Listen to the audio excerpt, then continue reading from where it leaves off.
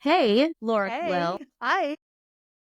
I'm talking to Laura, and Laura's talking to me today. And she said, you need to hit record. So I hit record, and here we are having a chat. I just feel like when we were trying to figure out what to do with these episodes, I think that, so often, especially as business owners, like we have to put that face on for the world, right? And what's Yep. so fun whenever Andrea and I get together is it's just like that gets dropped. There's no Yeah. So pretense. true.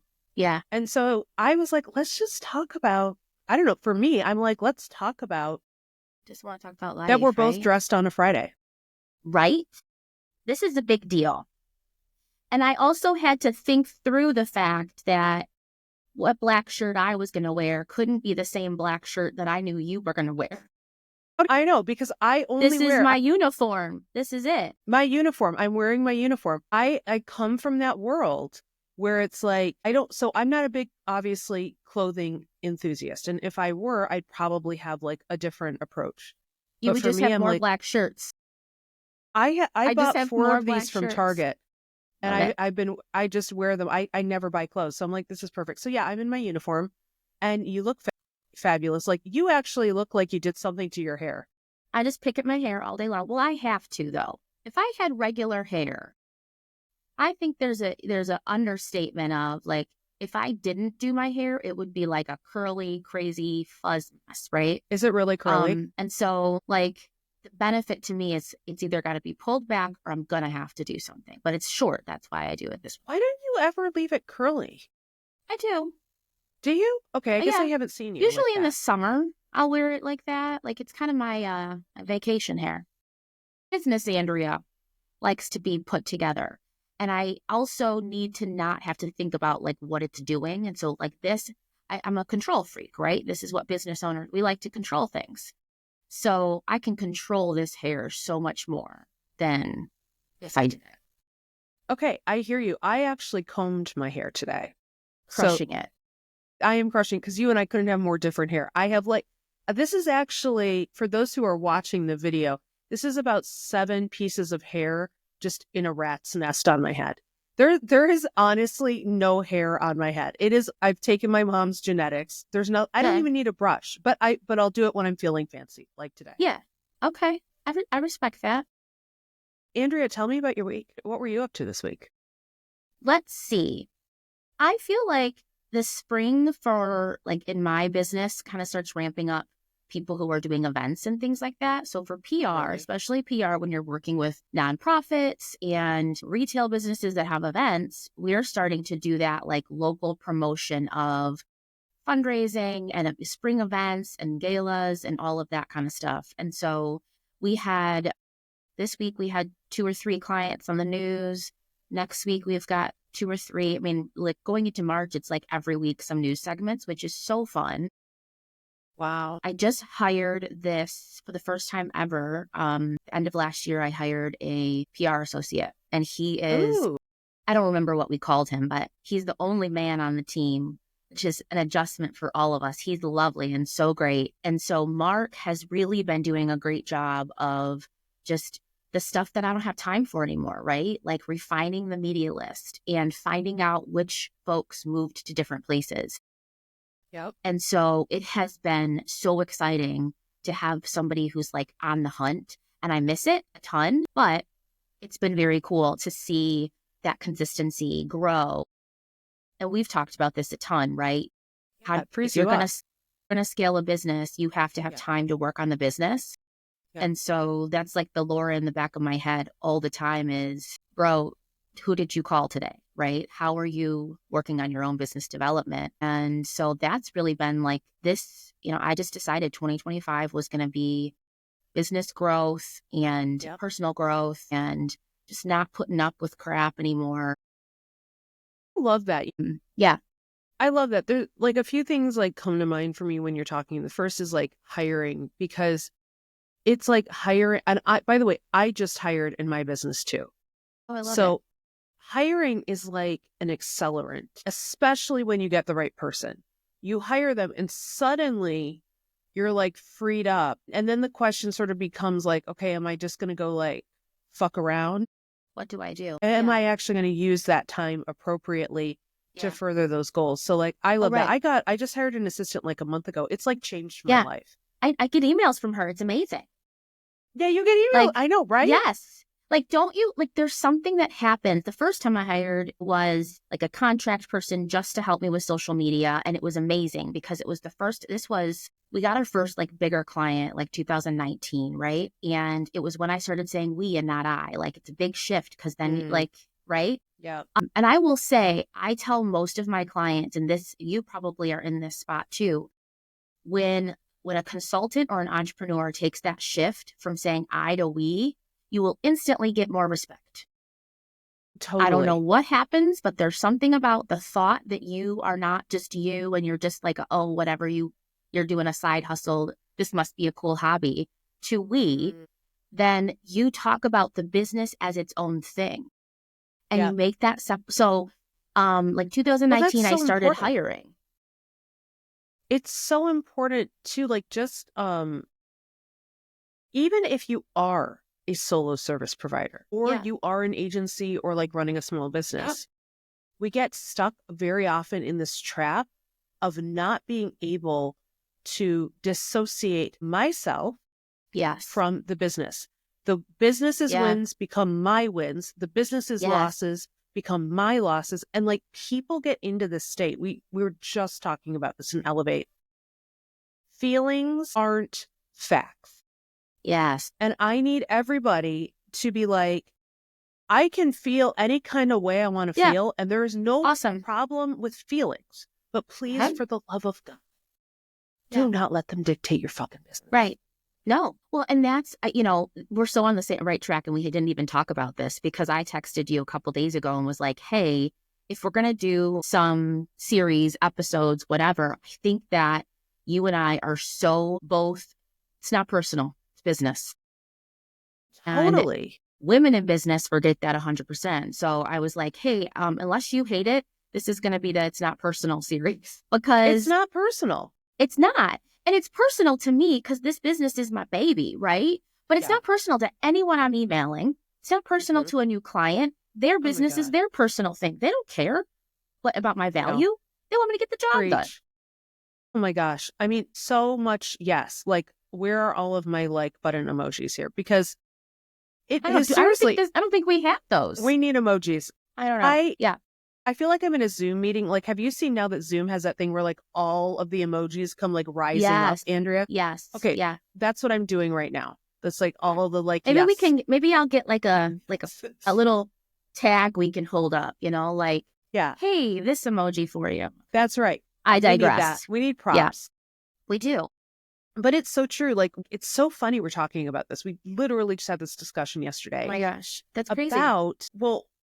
Am I pestering someone if I reach out to them more than once and they don't respond? Who cares? Maybe. One thing that's really, really crazy. I'm curious if you feel this way. I don't think you would, but you tell me. One of the things I notice with service providers, especially who are newer in business, is they will say almost unanimously, it's easier for me to reach out to someone I don't know to ask for business than someone I do.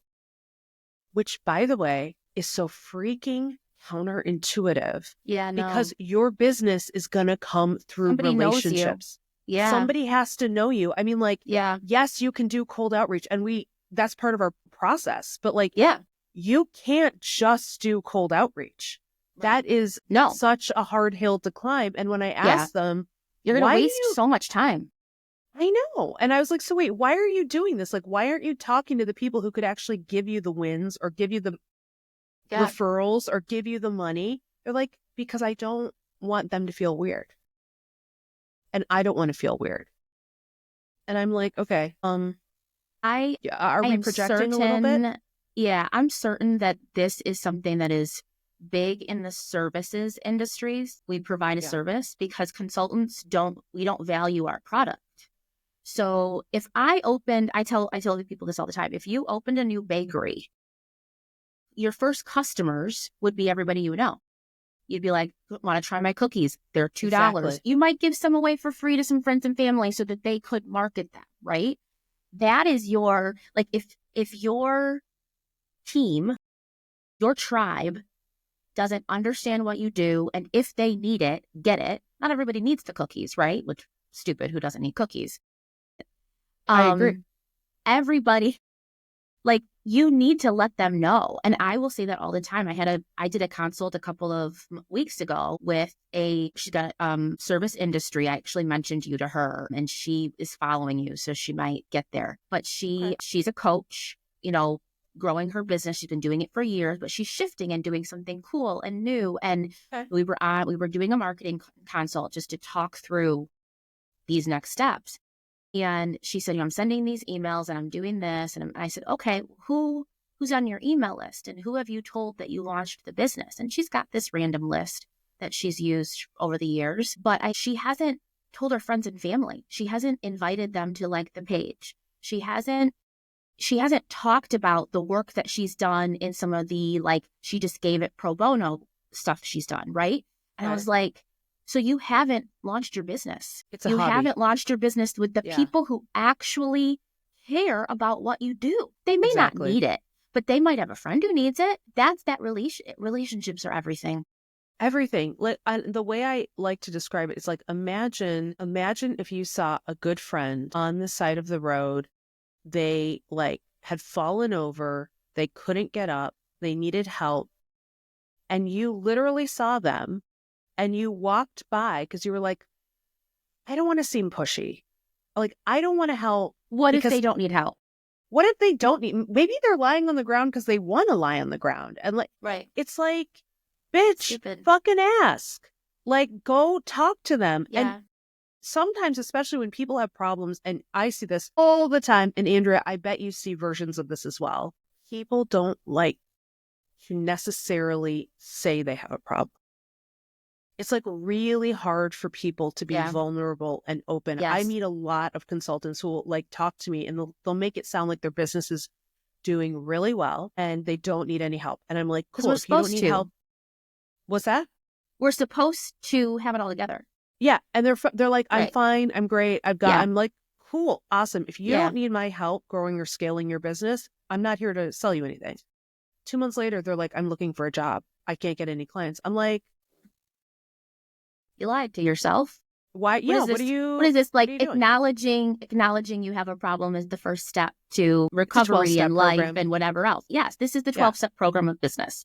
You've got to admit you have a problem and you have to be willing to look for help. Yes. That's just like, that's what we would tell a kid to do. Well, and a problem doesn't mean bad, right? I think that's the thing. Like, we say problem, maybe it's challenge, maybe it's growth, maybe like, it doesn't mean like we think a problem is a bad thing. A problem could just be something I can't do on my own, or I don't have the expertise to do, or I haven't ever done it before, right? Like I am, business is growing. I am, scaling right now. It is terrifying. Scaling is not for the weak. I have no idea what I'm doing. None. Totally fine with admitting that. But I'm somebody who I love my problems. Let's go. I know I will talk about them and identify them all day long. But the only way for me to figure it out is to say, I don't know what I'm doing. I need an expert. I need help. Or I'm probably going to make some mistakes, and that's okay. Yeah. Because we all make mistakes in business. And it's just not again, facts or feelings aren't facts. Don't let the feeling of fear, of not knowing, of making a mistake, of fucking up. By the way, I should have asked at the beginning. It's okay. I think it's okay that I keep dropping F-bombs. You just keep saying fuck. I can barely even, Andrea. I can barely even get it out of my mouth. I can't even hardly, in really? A recorded, I am a PR person. In a recorded session, we control what we say, but also I need media training. My mom is going to listen to this and she's going to be so disappointed in my language. Mom. She's not going to listen. I don't tell her these ones are out. Also, I didn't pour this Diet Coke into a fancy cup. We're just being real today. This is what my days look like. I get a large Diet Coke in the morning and do you really? Do you not drink coffee? Day. No, that coffee mug always has Diet Coke in it, but I just don't want to get judged, so I pour it in there. Girl, I'm not judging you. I want to show you something. Hang on. Okay. Yeah, and you said you wanted to talk to me about something. I do, but it might A it may have to wait. It's squishy a little squishmallow for those of you who are on the fat. video. This is a little squishmallow of a pancake. And I love to bring this out with clients, and I want to share it with the listeners today Okay. because if you have ever do you guys ever make pancakes on Saturday Mhm. mornings or something for your kiddo? Yeah. Yeah. Okay. So like that feeling of when you make the first pancake and it's kind of a mess? Yep. Yep. Yeah.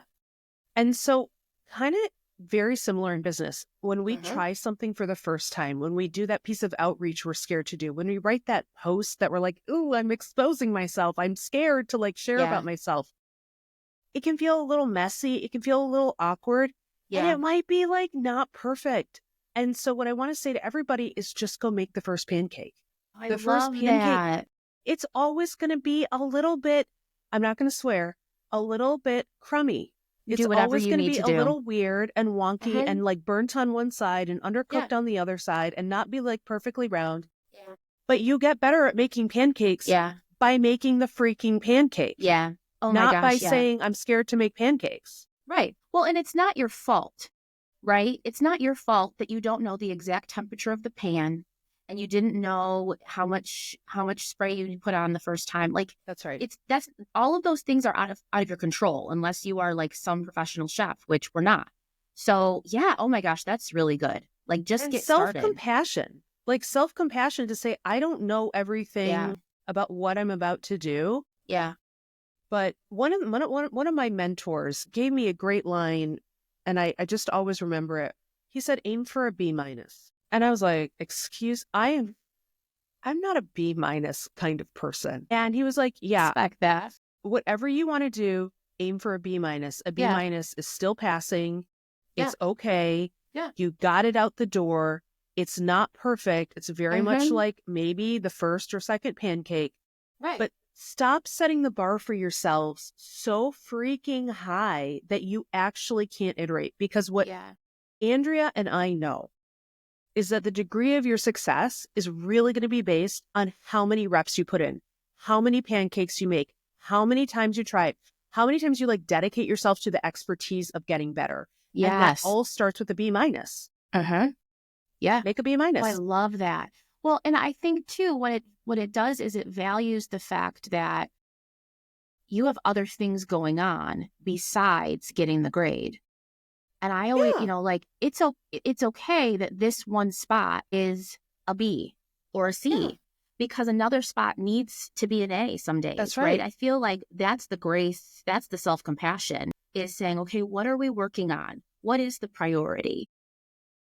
I talk all the time, and we've talked before about this, just my view of work-life balance, right? I Yeah. don't think there's balance ever. I think you decide what things fit and what things need more priority or less priority at the time. And, when I had my son, I decided like I wasn't going to miss out on mom stuff. Yeah. Wow. If I'm doing this, I'm doing it. I'm doing it right. It's the reason I relaunched my business. It's the reason that I have grown the business as he's grown, right? Because I want to get a B in motherhood. I'd like to Yeah. get, and so you know what? If I for lots of years, and sometimes even now, if I get a C in business, I'm going to be okay with that. Not Yeah. all the time, but I'm going to do what I can. My mental health is really important to me, and I talk super openly about that all the time. That's the only way that I'm a good mom or business owner or human being is if I kind of like keep my shit together mentally, right? And so that kind of has to get an A, Yeah. or at That's least a your B A. plus. That needs a B plus, right? And everything else works. And I think we start feeling like we need A's in the wrong stuff, right? A Like lot of it just doesn't matter as much as we think it matters. Like you identified, like being a good mom, that's important to me. My mental health, that's important to me. Business, and I'm not trying to diminish anything for people who are super ambitious. Andrea and I are very ambitious people. Yeah. And pretty much anyone who comes into contact with us is a very ambitious person. It's just all about perspective Yes. of Yeah. like it just, it just doesn't really matter that Yeah. much. Like No. if this month you make $5,000 less than you did the month before, like cares? Like, And that it's doesn't okay. You're going to mean, be fine. yes, that doesn't mean that you're not like still striving towards the goal. And of course you want to grow and get better and all Yeah. of that. But like, can you pay the bills? Is your Yeah. team, are you within some sort of budget? Maybe you didn't grow as fast as you want. Maybe you didn't meet a projection. Obviously, that's a big deal. As a small business owner, you get to decide that. You don't work for a corporate company who's going to ding you because That's of your right. sales quota. Like, Yeah. give yourself some grace. And especially for businesses who do have staff, can you make Yeah. payroll? Yeah. Because that's the biggest fear for people Yeah. is That's my having the only money to goal make in life payroll. right now. That's it. Yeah. I told my Making husband, the I was like, payroll. I'm just letting you know we're scaling right now. So sometimes I'm not paying myself. We're going to be fine. He's like, what does that mean? He starts twitching a little. It's like, what do you mean? I don't understand what that means. I'm like, it's Yeah. fine. Remember, you married a proactive entrepreneur? That's what this looks like. Sorry. Here she is. Here she is. You forgot that sometimes means crazy stuff. But yeah, it's like I'm scaling. And so I need my team to get things done, and I need to make sure they're okay. I have to learn. I had this conversation with one of my team members this morning. I was like, hey, I'm calling you right now to see what you have going on today. Here's the projects you're working on. Can we move this one to the top? And I said, this has nothing to do with you. It has everything to do with the fact that I'm still learning to delegate and I'm not great at it. And had I given you this task last week, I wouldn't be behind on it because I thought I had time for it and I don't. Oh my God. Do And I feel that? Yeah. like delegate it, right? But I think that's the part where we feel like failures. We feel like we should have enough time to do it. We feel like whatever we feel like, right? That's not the facts. It's not the facts. So this marketing operations manager I hired, we call her mom, short for marketing operations manager. Shut So up. steal I it. have to be that. Steal it. I want to be that. I'm everybody's mom. This is what Okay. We have friends who call me mom and or auntie because like everyone talks about, you don't want to be the person who helps everybody. That's not me. It's the reason I'm in this business. I want to tell you what's wrong and I want to tell you some remedy for it. I want to help you feel better. This is why I do what I do. So, oh my gosh, I love I love the mom. Mom is amazing. What she does, to your point about like delegation and all this stuff, the biggest challenge I'm having right now, and it sounds like we're in a similar spot, is she said to me the other day, I don't understand how you have all of this organized in your head. And I'm like, because I've been doing this for 12 years and it's been just me. And so she's like helping me. Mom is organizing me. I love that. On paper. So that like she can actually help. But like it's been a little weird because I should be like, remember, we're supposed like I'm very structured, right? But I'm having trouble it's your adhering own to the structure. It's my own. And I'm having trouble adhering to it. She'll be like, remember, our Monday meeting is coming up. I need you to put things on the agenda. I'm like, thanks, Mom. Fine. I will. I just need someone to kind of like I love that. remind me. She's amazing. Does she work for you full time? Does she want to come No, help me and too? she's looking for more clients. If you Okay, good. you Yes, need a please mom. have her talk to me. I need, because the project She's management awesome. piece is huge. I love my team, but it's, there's still that separation between the project management piece. Yes. And the person who says it's time. And I've told everyone on my team, if you are welcome to say, I need this from you. Mm-hmm. And it needs to be by this date. So we use like a project management platform. So what are you guys using? We use Basecamp. Okay. Do you like it? I love it. Yeah. It's the one that makes the most sense the way that it's set up. Right. Okay. I know people, there's Asana. A lot of people use Asana now. We're using Asana. Yeah. And I like it. But, I've had Basecamp for a long time. I used it with some other contractors before Asana ever came out. Thing. Yeah. And so, but everything has like a project and to-do lists and it's real, like the organization of it's kind of the way my brain works. Cool. So like I tell them, I know that like technically you think I'm your boss. That's not really how this works. We're a team. And if you need something from me, you add it to my to-do list with a deadline. Like you need to instruct me just like I would ask for something from you. Yes. Because we're not in an office together. We can't chit chat. That's our office. But it's hard sometimes to like make that shift into communicating what you're thinking on paper. We're working on it. We're really like, Well, so one thing I want to tell you that I think you're going to be really proud of me for. Okay. You're going to be like shocked. I mean, these words are even coming out of my mouth. It's going to be something about social media. It is. It is I about social knew media. it. It is. Oh my So gosh, like, this is great. Andrea's given me shit for years. I've not given you shit. Mom, did you hear that? Andrea's mom. Did you hear her right now? She just swore. Did you hear that mumble of it? That mumble. I broke through. Yeah. I say it like my grandma taught us to say it. This how if you don't say the last consonant, it's not really swearing. So you could say shit, but you just have to fade off. This. I think that must be like the Southern grandma way to do that. You're If you fade off, it's not actually saying a swear word. Okay, social media. What was I even saying? Yeah. So, okay, here's one thing I want to talk about with you because I have been noticing a huge shift in SEO over the last year in particular, and it's just ramping up. And so, like, what am I even talking? Let me wrap this all together. The new search engine that people need to pay attention to is ChatGPT. What I want everyone to do is go in ChatGPT and put your name in and see what comes up. Because you can now, first of all, everyone and their dog and mom and aunt and brother and cousin is using ChatGPT. And if you want to increase the likelihood that you show up there, you actually have to build more of a presence online through your writing, your content, your social media. So, Andrea, that is what I'm focused on, girl, is like... Look at that. Oh, searchability, dropping, more searchability, brand identity, PR. It only took like 4 years. I told you. I mean, yes, we got a cold, like it's, what I tell people is strategic communications and PR and branding and all of that. It's the long game. It's not direct sales, right? You have to do that too. But it really is like, if you're working on that name recognition, all of that, it takes consistently being there in whatever way it is. It's the reason we always say, I'm a storyteller. I will identify your story, and wherever it needs to be, that's where we're going to put it.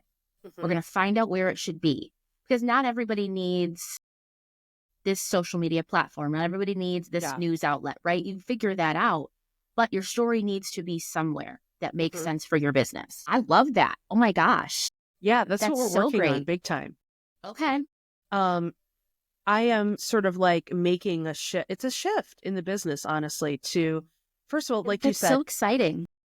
It is. It's fun. I mean, I have always been posting on LinkedIn. You know that. Like, I always post on LinkedIn.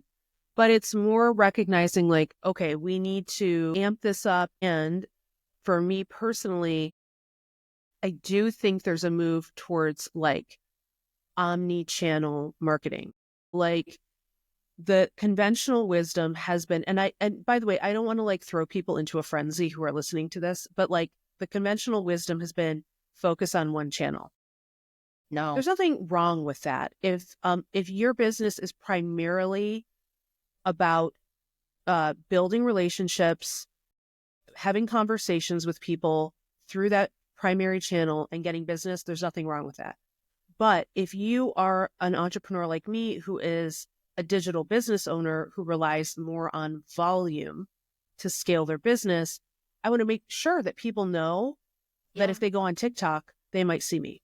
That can take them to my YouTube, where they can learn more about me. So there's really more of like this omni-channel thing, which I think, again, for a service provider or online business owner in particular, who is or anyone trying to serve more of a volume market rather than a few clients, this is, I think, the approach I'd recommend.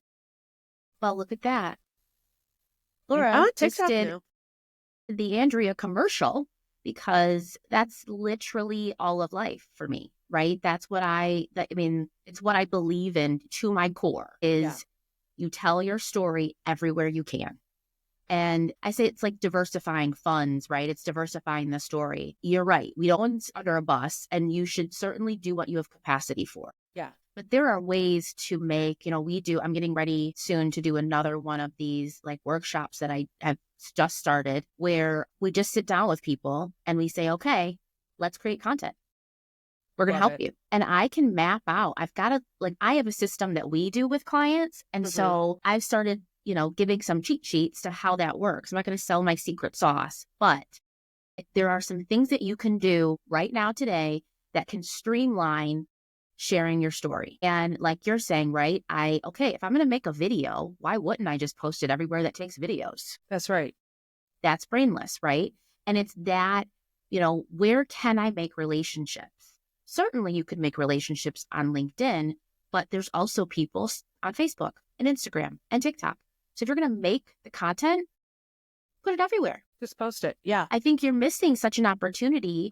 If I have clients who have never done video and they come to me and they're like, oh, we think we should be on TikTok. And I'm like, have you ever made a video? Okay, not yet. Right? You don't have capacity for that yet.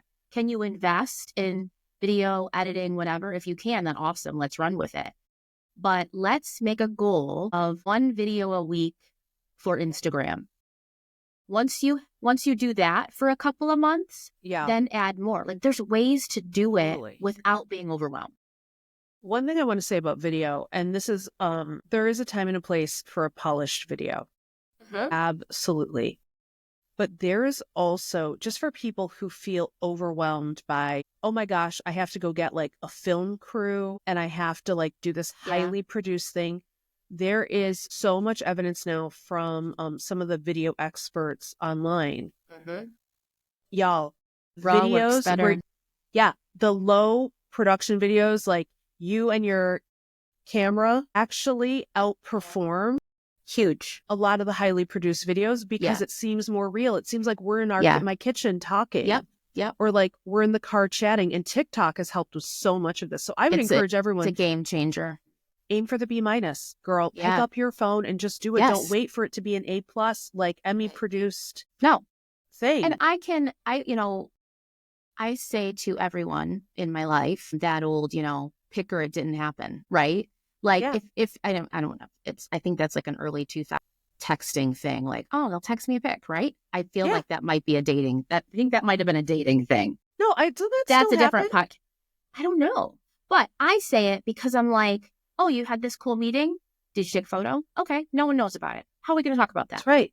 And then everything is content. Everything is content. It's the reason we're having this podcast and not just talking at lunch. Because I started recording my Zoom calls.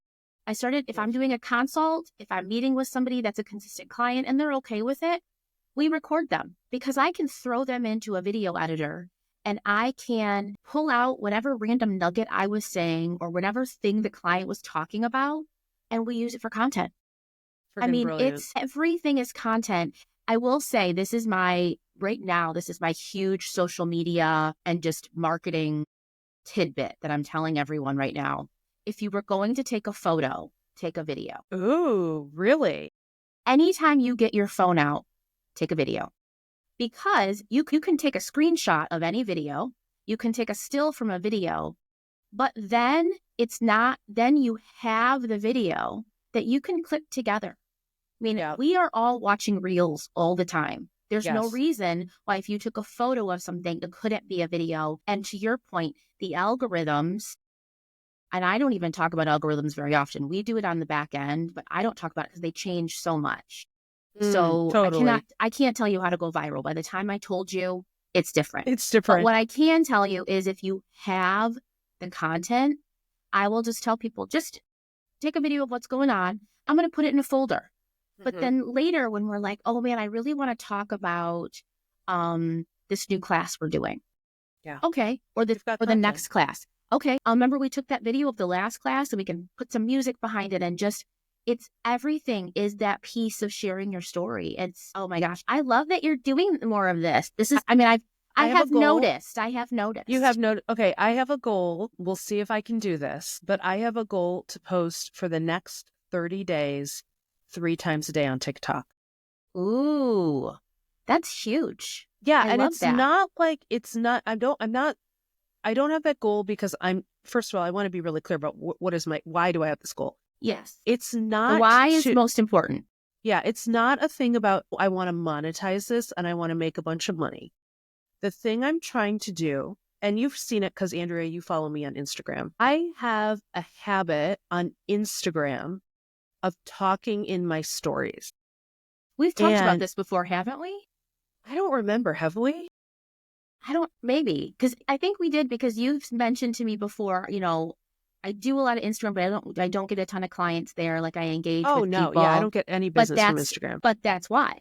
Yeah. And so I had my designer, Carla, who has been like screaming at me. She's like, Laura, these things you're posting, nobody can see them. Nobody can see them. Nobody can see, because it's literally like the people who watch me on Instagram, God bless them, are like my clients and you. Like, it's like there's like 4 people. And so I said, so why am I doing the 33 and 3 a day, 30 days to train myself? Love that. I'm training myself. I don't care about the outcome. I don't care if the byproducts are more people follow me. If the byproducts are people like it, cool. But it's about training yourself, because so much of business, as you and I know, is you got to just show up and do it. Yeah.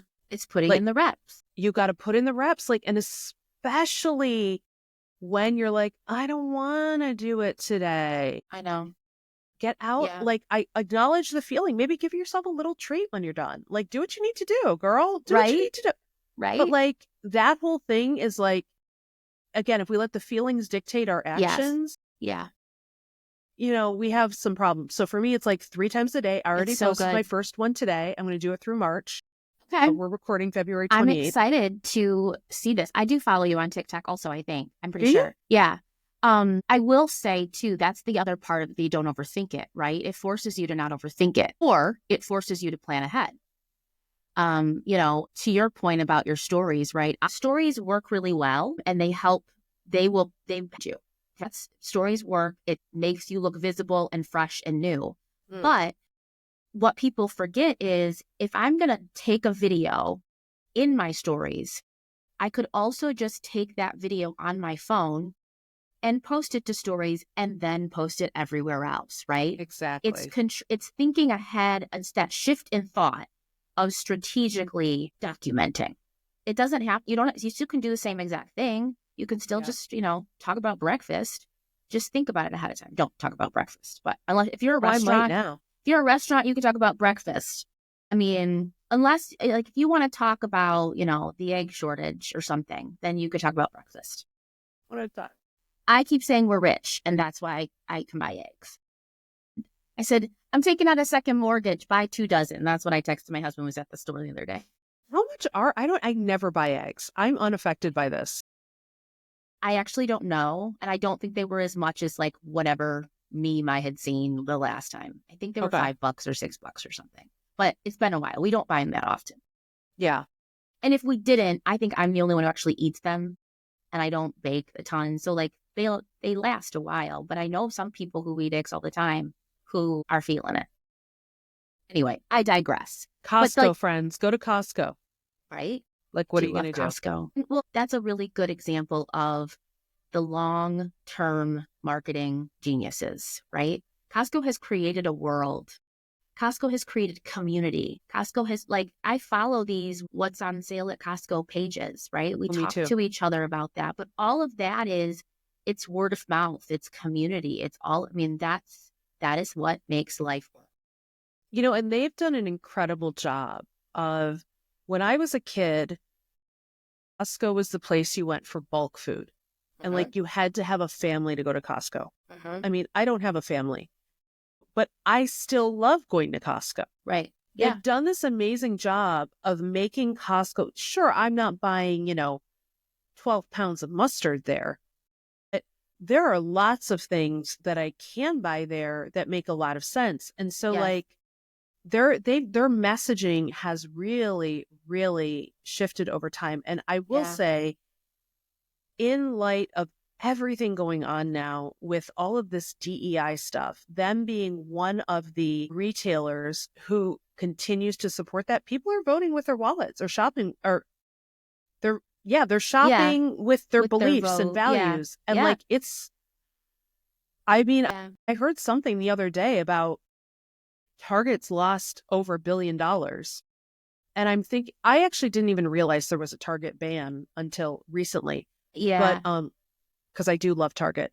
But I was like, Same. wow, this is very interesting. The consumers are really making decisions with their wallet. Yeah. And it's in many ways a good counterbalance to whether or not you agree with this, folks. It doesn't really matter if you agree with this or not.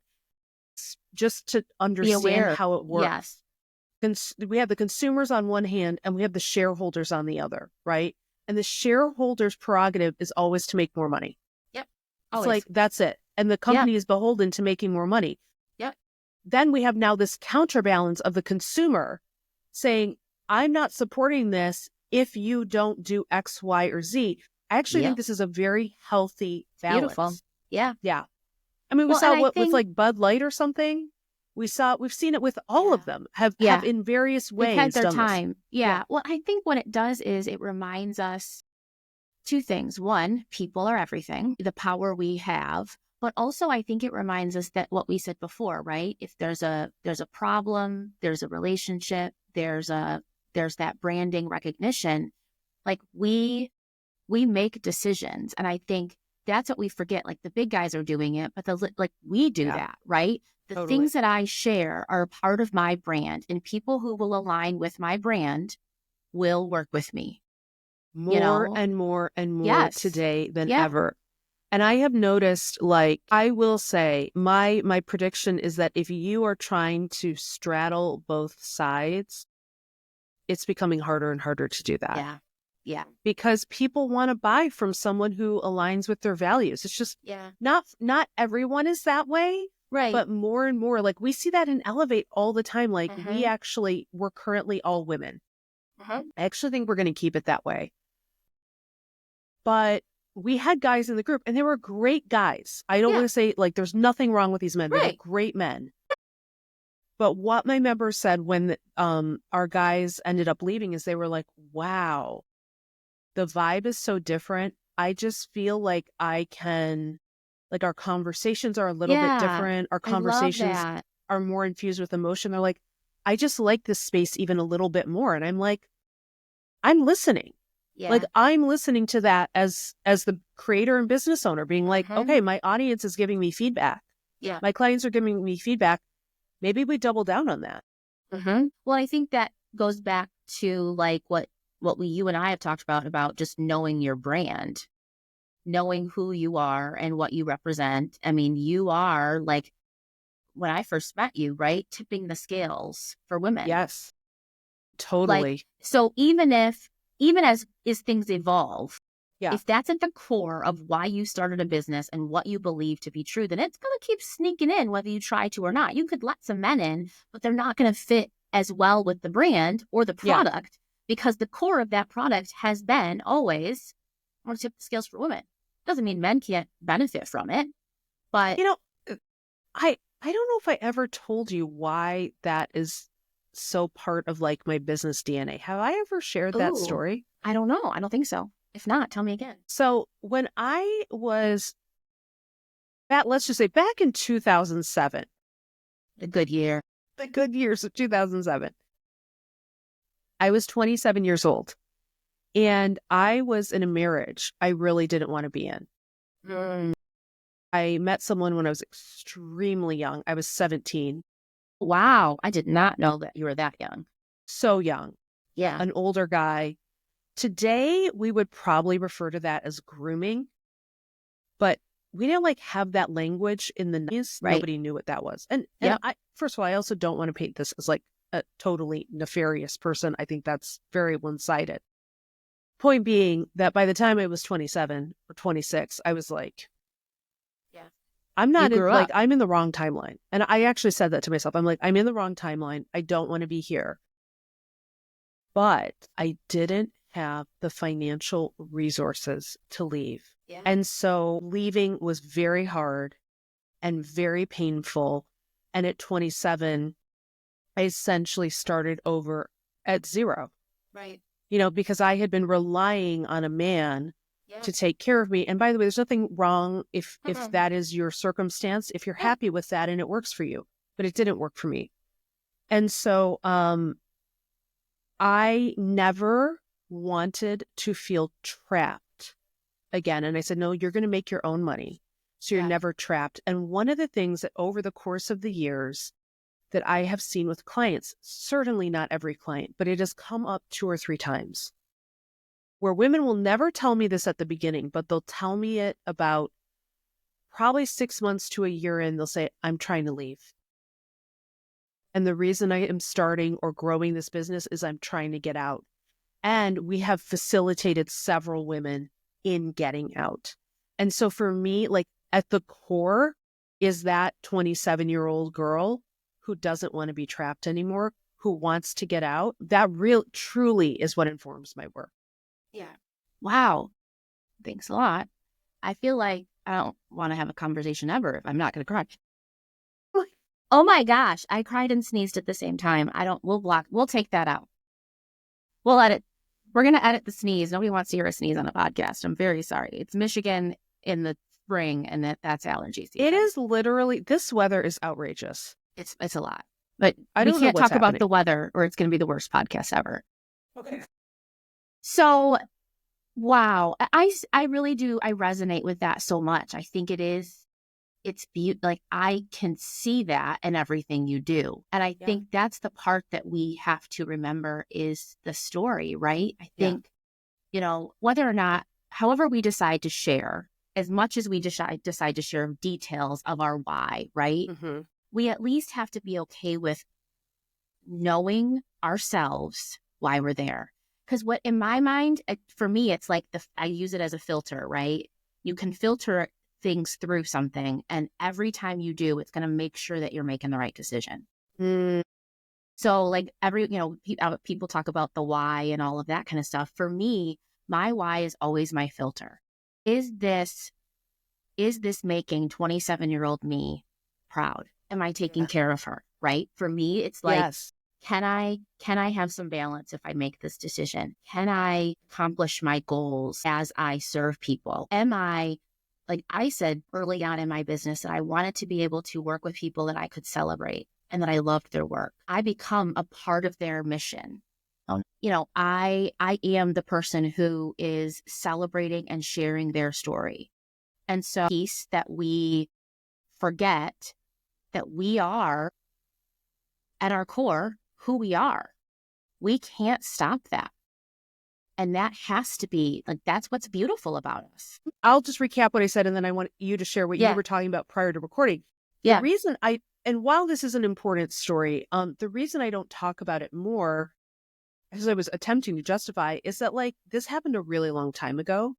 And I am a little bit resistant to making that part of my past a strong part of my current identity because it feels so long ago. So yes, I can talk about it.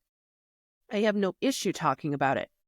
But I also every time I talk about it, I feel like I'm a little bit like bringing it up for myself. And I'm like, I don't know that like I need to like sit in that energy of like remembering something that was so long ago that I've moved so far past. Yeah. Like, do we need to keep like circling the wagons around it? But Andrea, give me your response to that. Okay. I have a few responses. Part of me in my PR mind, right? In my how we cultivate stories and create unique identities, right? So professionally speaking, I believe that it's so important for people to understand their why and why they are in whatever part of this career, business, life. Because what I think we forget is that whether we acknowledge it or not, it is dictating our decisions and it is the reason we are who and why and where we are today. Right? Whether we like regurgitate it every day or not, it's part of us. And I decided a long time ago that I was just gonna, for myself, celebrate whatever got me to today. Mm-hmm. I think it just takes the shame away from it and all of that, right? So that's kind of why I think when I meet with people and when we're working on especially business owners, right? Why did you start this business? What I think it does is it helps people to relate with who you are. Yeah. And I write about this in that, the ebook that we did. I say, there's 100 plumbers that you could call. You're going to call the one that resonates with you the most, whether it's word of mouth, whether it's their story, whatever that looks like, right? It's the connection part of it is the only thing that makes us different. And so I don't think everybody should be like, blah, blah, blah, here's my personal life all the time. Mm-hmm. But I think where it makes sense and where it's important and where it defines you as different, unique, maybe better, maybe just more understanding. I don't know what that is. Yeah. I think that as much as I say it's not personal, it's business, I actually think that everything's personal. I really just, contradict myself every 2 minutes because it's our life. It is. Right? We spend a lot of time working. So I think that, do I think that every time you talk, you should be like, hi, I left my husband and you should hire me? Well, no, that's silly. But I think that when you come into a space where women feel so empowered when they talk to you, the reason that they do is because you get it, whether you tell them or not. Yeah. I think that there are more women who would work with you and be drawn and attracted to you if they knew why you get it. I think that's the difference in the reason why we would share the story. And what I was telling you was I'm very similar in the fact of, I'm mixed race. I'm half Black and half white. And it's never been something that I really am comfortable with how I talk about that, because it's an interesting dynamic as a person. And it's something that has not ever been personally a big part of my identity. It's my whole identity, but it's not like a definer for me. And it's something that's always evolving in the way that I understand it. And so I've never been like, I'm a, multicultural, mixed race, Black woman business owner, or I'm whatever, because one, I don't want to keep regurgitating something that is not an everyday part of my identity. When I look in the mirror, I see myself, I see, where I've come from and where I'm going. But in that same, what I've learned more recently in that same way is that when I am in a room and I remember that the reason I understand so many different cultures is because I'm a hot mess, expressive cultures every day. The reason that I work on helping people to understand racial division and the importance of equality and things like that is because the reason that I even exist was pretty controversial, right? My mom married my dad in 1971. That was only a couple years after interracial marriage was legalized, right? And so I come to this from a space where I am very aware and grateful for the life around me and my own life that got me to here. But I've never wanted it to be my full identity. I have to respond to that because it's bringing something up for me that I don't often talk about, but I'm reminded of how similar you and I are in that way. Even though for viewers watching this, they see a very, very twins. We white look like lady. Twins. Exactly. But that was my experience as well. Not my dad isn't Black, but my dad is Egyptian. And I grew up, I don't know if you ever, I'm curious if you experience this. I grew up not looking like my community. I remember as a kid feeling so bad that I couldn't look more like them. And I'm, as you can tell, very pale. I'm going to blind someone with my hand right now, how white it is. But I remember going to the Egyptian church as a kid. And these women taking my arm and looking at the flesh of my arm on the back and saying, how is she so fair? Because there's a real glorification of whiteness in those cultures or in that culture. Yeah. And all I wanted to do was look more like them. All I wanted to do was be more part of the community. Sweet baby Laura. Don't look at her arm. It's fine. Don't grab my arm and look at me. But I'm curious, did you experience that? Yeah. Yeah. And I think that is, when I look at I'm so empathetic to different people. And I think it's just because it's inbred in you that if you don't fit in, you are constantly, you start at a spot that is not lower, but different. And you're always kind of having to fight through something. And if you're in a space where everybody is very similar to you, everyone's different. That's fine. Sure. But if you're in a space where nobody looks like you really have to chart your own course. You do.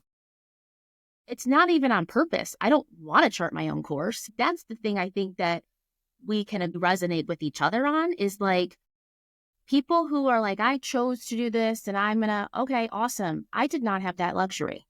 Mm.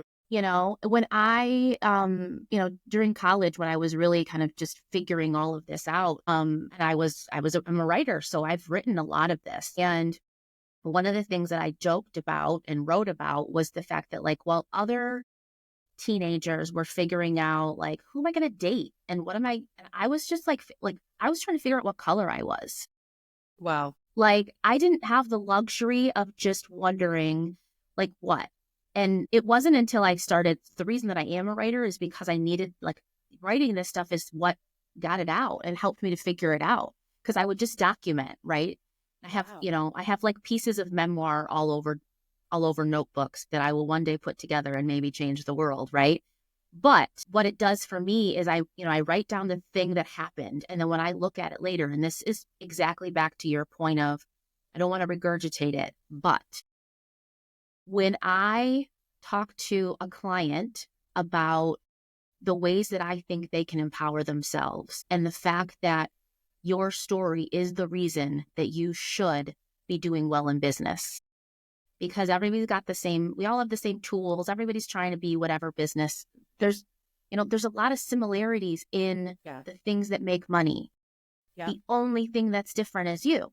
And so when I work with someone and help them kind of cultivate the uniqueness, which fancy words, right? Your perceived value and your brand identity and all that crap, right? What it really means is, why are you great?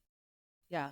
When I do sessions with people and we're working on communications and content development, you will be shocked at how uncomfortable people get if you say to them, why are you great? I believe that, actually. I think people don't want to put a spotlight on themselves. And then they wonder why they're having trouble getting business. Mm-hmm. Yeah. There's one other thing. I have to say, it's really, just hearing you speak, some of the similarities between us are really profound. I also was a writer when I was younger. But I think that, and maybe you feel similarly, I think that the reason I do this work I do, and the reason I feel like, Elevate is like this group. Okay. So it's like a mastermind. We have a group of women in there. And I think the reason and prior to Elevate, just forget about that. Like I was doing community management. I was creating community groups for years for companies I worked with prior to this. Yeah. And I think the reason I always default to community for the type of work I love doing and bringing people together is because I never had a community that I felt I could be a part of. Yeah. And so it's become for me the core. I always want to build community. I'm freaking obsessed with it because Laura never had one. Well, I will have to say that for Laura, who doesn't want to say these stories very often. Don't want to say them, but Andrea, I haven't said them. Right. And I think that's the thing is, like, again, I think we work harder to not say them.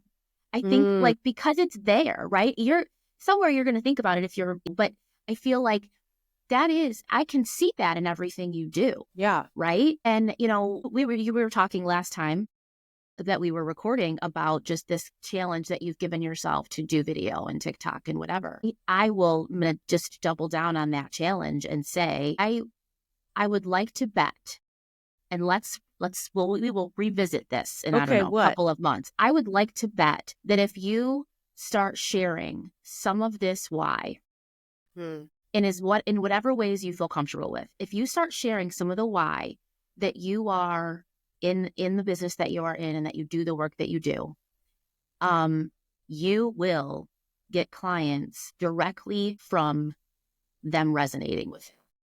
Okay, Andrea, I am going to take you up on that, and I will post about this on LinkedIn next week and I will tag you. Okay. Andrew told me I had to post this. Least case scenario, I can tell you right now that when I'm authentic, it's what we were talking about before about raw video working better. People are just craving authenticity. They the are. world is so we don't trust anybody. We don't know what's true. We can't believe we don't know if what we see is what's real. But what's real is people. And if I'm honest, okay, so I want you to define something, because this is like, for me, the trigger word is authenticity. I know. I try not to say it that often, even though I believe it. And I actually agree with you too, is being authentic. I don't think you or I are inauthentic when we don't share our stories. No, not at all. But tell me, and I want the audience to also know, like, when you say authenticity, what do you mean, so that we can all take this away? Yeah. So 2 things. I will say, when I'm in the business of public relations, right? And so what I tell people is my definition of public relations, and this kind of goes along with the authenticity, is relating to your public. That's community, right? It's how can I relate to my public? Who is my public? How can I relate to them? So it's understanding who you are and who the public is. Yeah. And how they want to be related to, and how it's like, when you go to therapy and they say, well, if you say this to this person, you need to say it in a way they hear, right? It's not easy. When coming from someone Andrea, we know. It's not easy to speak. It's like speaking a different language sometimes if somebody doesn't understand you. So when I say authenticity, what I mean is speaking my truth in a strategic and on purpose way to relate what I want to get across to my public or to whoever I'm talking to, right? If we're talking about authenticity in marketing and social media, that is the broader public, right? Yeah. And so I think it's got to be strategic. I think people get really scared about the fact that they feel like something's inauthentic if they're doing it on purpose. That's bullshit, right? That is not, now I just said a whole nother swear word in this. Yeah. It's like I'm not even recording at all. You think that if you're being strategic, it's not authentic and it's not real, but that's not true. What it means is you're just on purpose, right? Somebody wrote like that life on purpose stuff. It's, it's not that cheesy. It really is just, I used to say this to my sister when we would talk about dating. She'd be like, well, I'm not going to do online dating because that doesn't seem authentic. It doesn't seem like you're naturally, and sorry, my sister will probably listen to this. I'm just going to throw you under the bus. It doesn't seem authentic to do online dating because you're not just naturally meeting someone. Okay. And my response to that is very much, you can tell, the way that I live my life. That would be like me saying, I really desire a new pair of shoes and never going to a shoe store. That's right. Yes, exactly. Exactly. So that doesn't mean I'm inauthentic. It means I'm doing the thing that gets me to the result that I want. Walking the talk. That's it. That's all it means. Yeah. It means I just identify, like you say this all the time, and I learned this from you, right? If you say you want more clients, but you're never reaching out to people who could be your clients or know somebody who could be your clients and building your network, or even just telling people what your business is, do you really want new clients? Exactly. And I think that's kind of like, so this discussion for me, what it's bringing up for me is, and for business owners that I work with, is you have to first and foremost be honest with yourself. Yes. You have to be honest about what you want. we've had, many, many, many, many success stories in Elevate, but we've also had people who decide, I want to go get a full-time job because I don't want to do this. That. Right. And I'm like, that is completely fine. Yeah. But sometimes that journey to realizing you don't want to do this and getting real and honest with yourself can take people months, if not years. Because there's a dream, there's a fantasy, there's a hope, but the action isn't behind it. Right. And so to your point, you say you want clients, but you're not doing the things to get clients. So why is that? You're the person who's having trouble finding success. Why is that? When you're given all of the approaches, the strategies, the frameworks to support, but you still can't do it.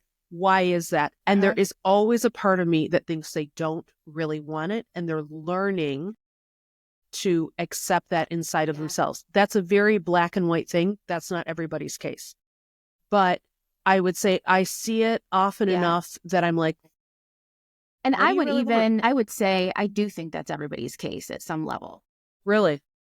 I think at some level, everyone is like kind of that inner battle with what I want, what I think I have, what I want, what I think I deserve, what I can manage, what I can accomplish, why I do it. I think that's like human. That's just life.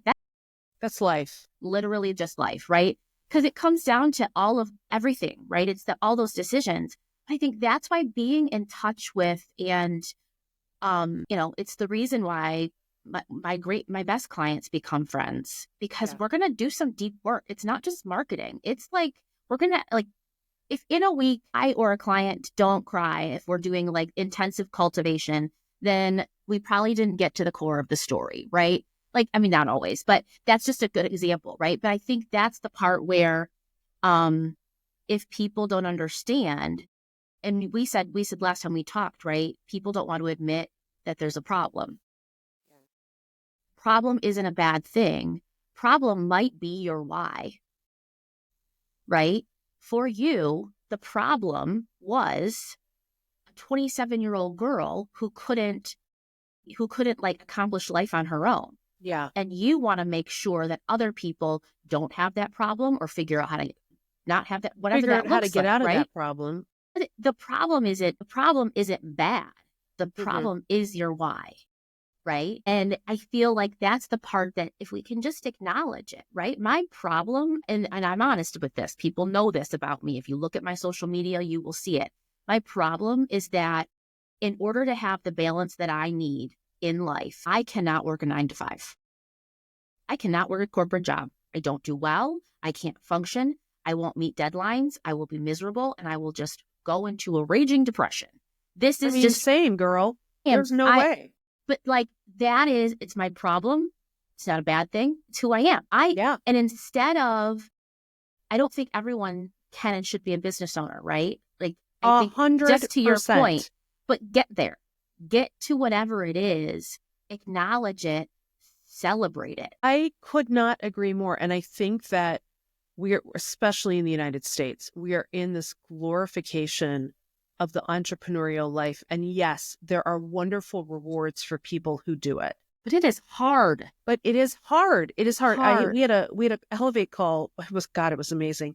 One of my clients basically sat the other one down on this call and said, listen, if you think you're going to run a business without ever feeling anxiety, like, think again. This is not for you. This is not for you. You have to learn. Everybody who's listening to this, please listen to me and Andrea right now. It is going to feel hard sometimes, maybe frequently. You are going to have anxiety. Yeah. You are going to wonder every day when things are going to happen, where they're going to happen, how it's going to come together. Yep. Anybody who tells you otherwise or says you will never have those feelings is a fucking liar and is probably they're probably trying to sell you a franchise. Did I just take the words out of your mouth? Thank you. I was going to say snake oil, but franchise. They're going to sell you anytime someone tries to say you can have all the benefits and all the rewards without any of the challenges or pain that come along with it, it's a lie. And anyone who tries, and that's not sexy. It's not sexy to tell people that. I had a client, I'm sorry, I got to just go off on a little thing here. All right, I love it. I had a prospect a while ago. Great person. I really think I could have helped them.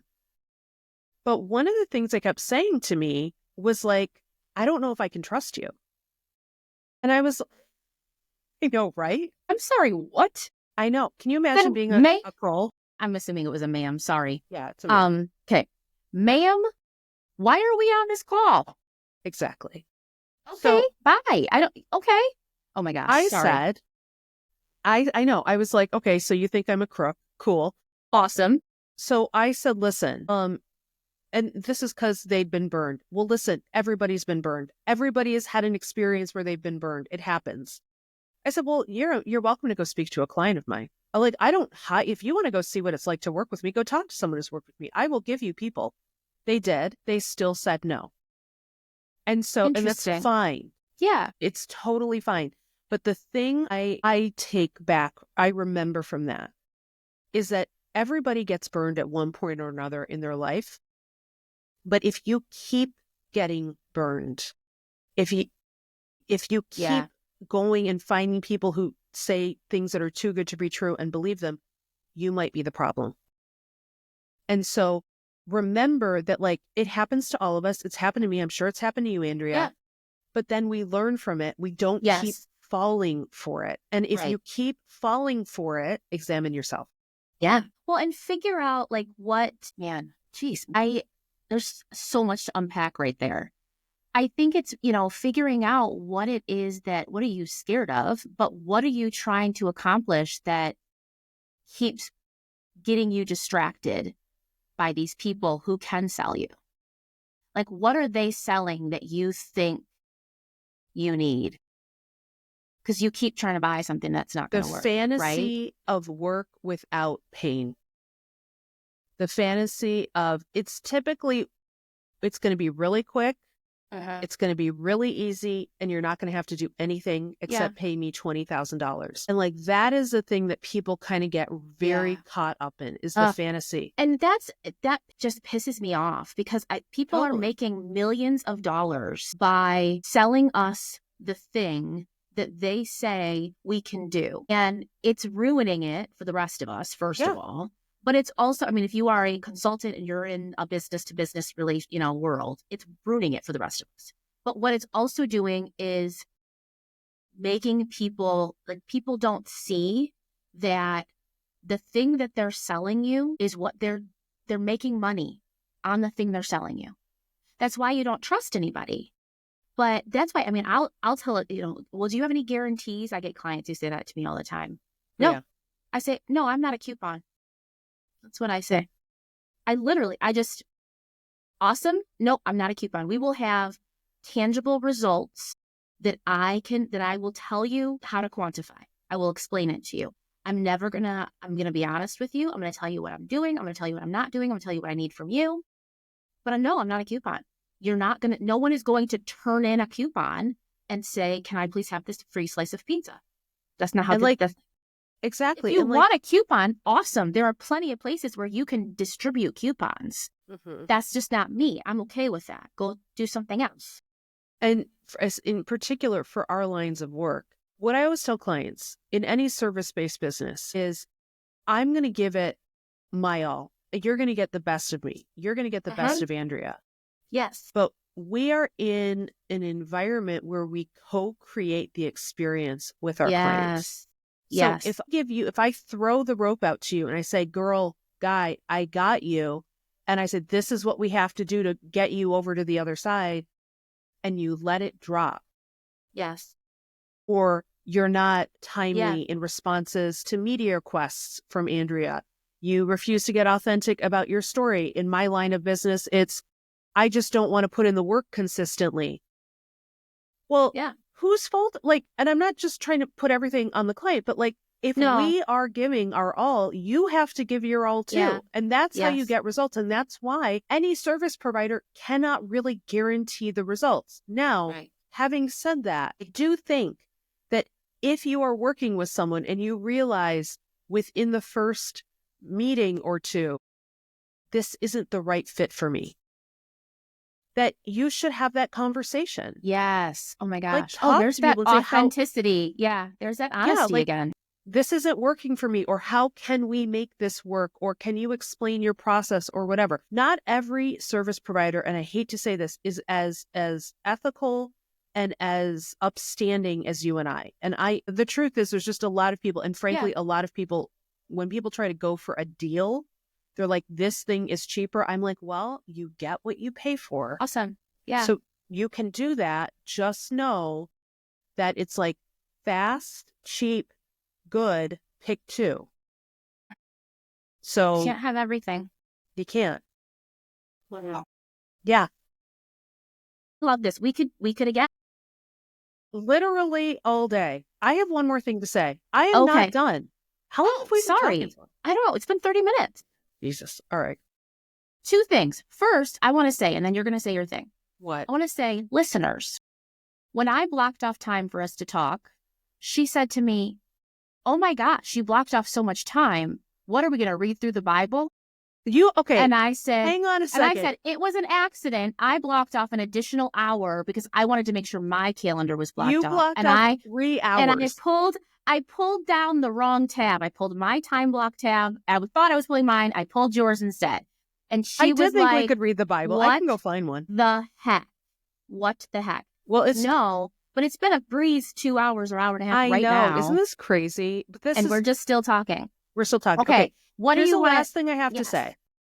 And it's all about, it's actually not about business, but it is. Okay. Andrea, do you know what I have become obsessed with recently? Is it the pickleball? Pretty sure that was your last obsession. That was my last obsession. No, I have All a shoulder injury now that we're working on. Oh my Thanks gosh. to pickleball. But no, okay, this is going to be Do you crazy. want to know who doesn't get a shoulder injury? The girl who sits on the couch all the time. Well, you gotta just sit around. You gotta sit down. I am sitting down. I am. Okay. But it's time to move soon. Anyway. New obsession. Dungeons and Dragons. Okay, I know you're like, why are you're going to cut this out? But no, but listen to me. I am in 6 different campaigns, meaning 6 different games. Okay. Not every day, but like these are occurring through the month. You know what? I lied. Don't share your story. Don't tell people. No, but this is like perception and stigma.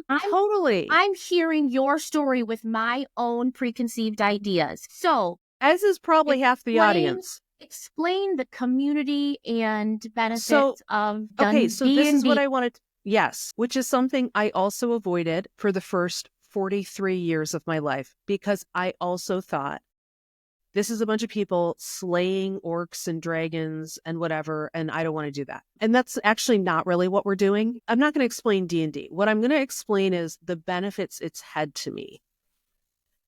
I have never been more creatively inspired in my business as a result of fully getting out of myself for 3 hours and pretending that I'm something else and allowing myself to explore and pretend and literally play make-believe. It's a community again, trapped in more communities. Love it. But it's just giving me this creative outlet that has no meaning, no specific goal or outcome. I'm not doing the traditional capitalist, what am I trying to achieve? I'm trying to achieve nothing other than laughing and having fun. Yeah. And it has invigorated me in a way that I never would have expected. Now, I'm not saying this to go tell the audience, go play D&D. Although if you want to go explore it, feel free. I am saying this because I think everybody needs to find something to do in their life that has no freaking meaning. And that is just fun and enjoyable. And there's no purpose to it other than you having a good time. Yes. Oh my gosh, that's so true. Especially as business owners, because it's really easy for me to never stop working. It's really easy to just because there's no start and finish and there's no boss giving me the jobs. And so I can finish a thing, but then I'm reading a book about work and then I'm You're constantly all on. Right. I can get behind this. Just being creative, free association, allowing yourself to be silly.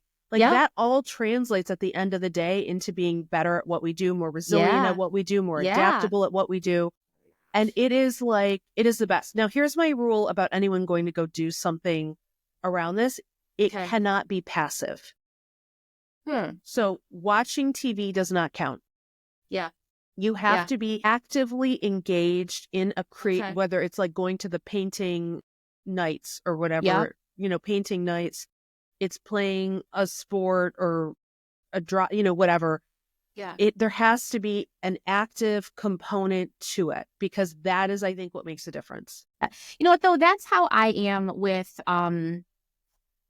I started TikTok and I started making videos, and it was because it's the only social media space where I'm not working, because I do social media for so many people and for my business.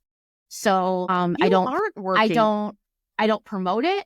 I'm not trying to build an audience. I literally, because I love fashion. I love putting outfits together. I love complaining about random things. So my my God. TikTok is, Yes. I'm a mom, I'm a shopper, I'm a whatever. Like and it's something that is so like, I just get to be creative, or just get to be exactly who I want to be, where I'm not trying to like brand myself and my business. So I get it. I respect that. Maybe that's your creative outlet. 100% it is. But yeah, that's 100% my creative outlet, because I don't have to be anything else. Yeah. And you it just is have kind of fun. like a make-believe. I'm not trying to like prove anything to anyone. I mean, now, would I love to go viral and have hundreds of thousands of people just hearing me talk about random crap? Yes. But that's also not a business goal. It's literally just my personal creativity. I love that. I have always felt that, okay, prior to TikTok, do you know my favorite channel on TV was QVC? And people would always say, you should do that for a living. I haven't never gotten into that TikTok selling the clothes, but maybe Yeah, I should do that. you should. Well, my favorite channel was TLC, watching home improvement shows, and then like reality TV Bravo. Yes. So TikTok is like the combination of the two, right? I can do like a how-to. I can just talk about random things. I can just be like, hey, here's this random thing I'm thinking about in the car. 100%. So I love it. Thank you so much for hanging out with me. Girl, so fun. If you're still here and listening to this a couple episodes in, we are doing this thing. We don't know what it's called, and we don't know what it's going to do. But we both decided that we want to share more about our lives and our business, and that you should hear it. So here we are. If there's something you want us to talk about, you should tell us, and we will. But this is really fun. I'm so glad we did. I am so glad you were like, let's do this. I know. It's awesome. very rare that I go from impulse to execution. Authenticity is an A+. So if you are willing to share that, there's probably some other business owners who are really into that, who would want to work with you. Relate to your public. I have really considered, you remember my like first a guest. Like a mock Elevate, where everybody gets to be who they want to be. I've really considered like organizing something that is approachable for women. But everything you're saying to me says to me, hey, I'm awesome and single and don't have to make dinner for a kid. That's what you're saying to me. Can you tell that I am single with no children? I've never wanted, I love my life, but this is like, if I was going to say fuck you to someone, I would be saying it to you right now. Like, hey, I'm going to play games until I hurt my shoulder, and then I'm going to fix my shoulder and play more 6 games, Dungeons and Dragons games. Then I'm going to go to a telenovela on a Friday night. I know. I'm not cooking for anybody. I'm not taking anyone to basketball. I love my life, but that's the difference. Well, that is choices. But like, yeah. But I mean, that's what I love though about us, is because we don't have the same lives, but we really, really do understand each other. And I love that. It's hard to celebrate your life. So awesome. Thanks for hanging out. Thanks for having me. See you guys another day.